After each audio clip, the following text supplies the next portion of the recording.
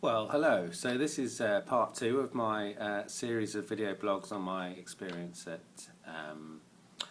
Music Connects and Convention and NH7 in Mumbai in India. And today is Tuesday the 16th, I think, of November, and I arrived in Mumbai last night, quite late last night, and I'm now speaking to you from this very lovely hotel room. I'll give you a little tour, looking like lovely little. I know that was a very quick one, but it's a lovely palatial hotel. Very nice to be here, and we've been very well received by our lovely hosts at the British Council, and generally from people we've met so far. The Nokia Connects Music Connects conference has was still taking place today. There's been some interesting panels there. Learned a little bit about what's going on in the music industry in India. Still, obviously, quite dominated by Bollywood and the, I suppose, associated products from that in terms of music. But there's clearly a growing scene amongst the sort of new independent artists coming through, and that's something that looks like it'll only grow over the next sort of 2-3 years, which NH7 is clearly part of as well.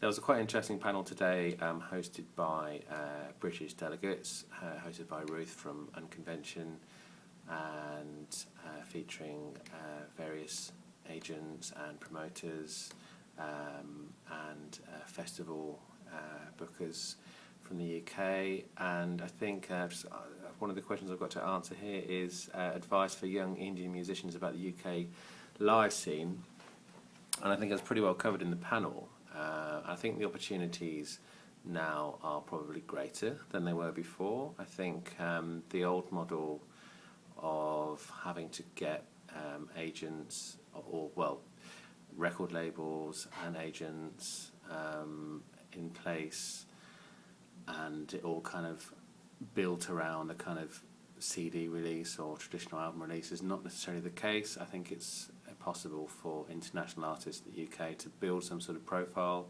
using various digital tools, social networks, etc. And also, as was discussed today, there's quite a lot of very good festivals around the UK, 500 annually, which is quite a lot. Which are very happy to have up-and-coming international artists, particularly if they fit the kind of remit in terms of in style of the programmes.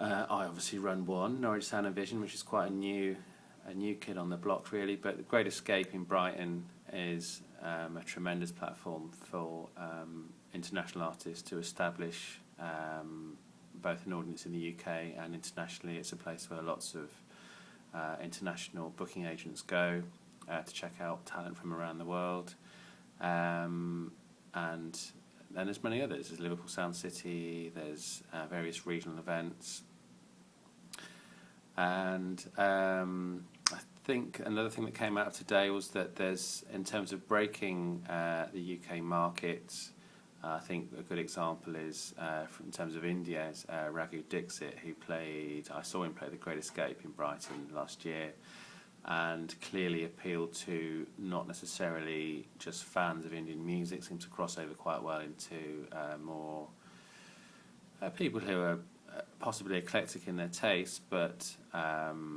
not necessarily looking for world music per se, and he's done very well around in the UK, has some good profile, and so clearly those kind of events work really well. But I think it's clearly key that there's got to be some kind of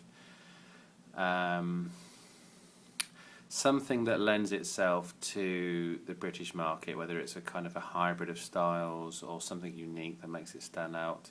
But I think they were generally the sort of general point of that discussion.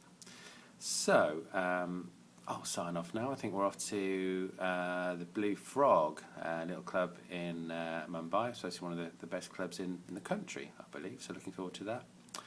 And speak to you again very soon.